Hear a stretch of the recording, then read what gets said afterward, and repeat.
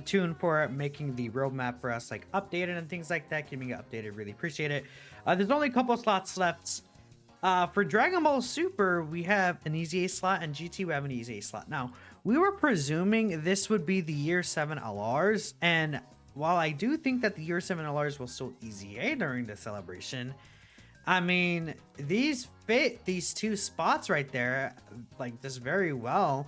Now, I think there's what they're probably going to do is a lot of us were saying this would make a lot of sense that they did a Sparking Zero and they extended the map. If that's the case, then if they would extend the roster of characters, right, and like, you know, like this side of the screen and the left right side of the screen both will extend out, that is with Dragon Ball Super and Dragon Ball GT. So it could be a thing of, hey, guess what, guys? At the end of the anniversary, you know what we're gonna do? We're gonna extend the chart, and actually, we're getting the Year 7 EZAs, even though we all already know that they're going to get an Extreme Z Awakening. That's just a thing that is anticipated. People already know that they're going to be coming. Or maybe it could be a thing where these two are the surprise, but that also doesn't really make sense. At the same time, again, there is a chance that they don't EZA. I mean, this character specifically getting a Super EZA, like right now, would be kind of crazy because he's like, I mean, he EZA in 2022, but that would just jump way ahead of all these EZAs we could potentially get. GT Goku is pretty much in line for an Extreme Z Awakening though, so yeah, I mean, we'll talk about it. I actually did make concepts for these guys, right? This guy and this guy. I do also want to bring up GT Vegeta as well, because I think a lot of people will be saying like, oh, where this guy EZA? I don't know, somewhere. I would assume, again, Goku's the only one that has to equip, so I guess Vegeta wouldn't be getting an EZA during the celebration. That's another oddity with it. Like, you would assume they would EZA them together. They don't have to, but it's just like it just feels like, you know, it matches with what Dokkan usually does, right?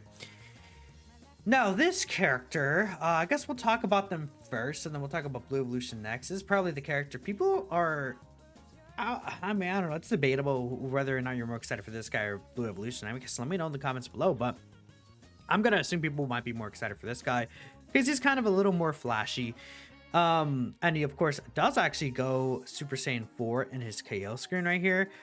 This is like a really, really cool active skill animation. I guess that's one of the things when I was making this kit concept, making sure that this isn't kind of a dumb restriction, because you need to do 4 more super attacks in battle. This is not going to change, but they can definitely give him some abilities in his passive skill to make it a lot easier. And he used to hit very weak, so that's kind of one thing I was thinking about, like him building up to the active skill and just overall making him stronger. Kind of had Buhan in mind when designing this kit, but if I was going to go ahead and say what he should get for an Extreme Z Awakening, I think first and foremost his super attack effect should greatly stack attack. He does have a 50% attack raise 1 turn, but this should just be stacking attack. Like, people always thought that this was stacking attack, but now they should just make it an actual stacking attack. 50% defense for the turn, just a basic upgrade. Immense damage, a great lowers defense. I think that is fine. I mean, it could be normal raising defense for the turn, I guess so, but you know, just went ahead and gave him the 50% defense raise. Nothing really much changed. I just gave him key start of turn, 180% attack to 200%. His defense did go higher, of course, though. You know, I feel like they should just even this out. So I made that 120% go to 200% as well. Then random keys for changing to rainbow makes sense. And then just give him the guard ability, just because why not? You know, just give him the guard ability, just a little bit of extra defensive protection, because I mean, every character nowadays is going to get that as well, if they want them to be a good character, and I'm not going to design this guy to be a bad character. Now, this ability is basically like, you look at it and the numbers are weaker than like what Easy in Buhan does. Buhan has 40% attack and 30% defense, but this is multiplicative. So again, if you give this guy, like if you somehow give him 10 orbs, that's 200% defense when attacking, and that's 300% attack when attacking. So that's quite a bit of stats, right? Along with this guy's EZA stats and the fact that he'll also be stacking attack. Beyond that, I changed this to add Goku's family. I think if there's one change that they should make to this, make this a little easier than just GT heroes, add some extra category restriction. And then this is where I gave him his additional super attack, and kind of made it stupid where if you have 2 other GT heroes or Goku family allies, essentially, this guy will do 2 guaranteed additional super attacks. That'll continue to let him stack over and over. It'll give him the additionals, and it'll just allow him to really play well into this active skill. You could theoretically turn 1 get 4 supers with this concept, and then get his active skill the next turn, or you could keep stacking and wait to use it. It would be up to your choice. Then just an ability when activating the active skill or when collecting 7 or more key spheres. That way it'll be able to activate whether or not you're using the active skill, right? That's the next part of his passive. Guaranteed crits, 30% reduction, and 59% attack. Now, defensively, he's not going to be the absolute craziest until he supers. I mean, if he gets 4 super attacks, that's 400% here. You know, give him 7 orbs, that's 140% defense multiplicative there. With guard and 30% reduction, he would likely be fine for the most part, especially, you know, once we start considering like maybe Super Saiyan 4 Goku support and things like that, right?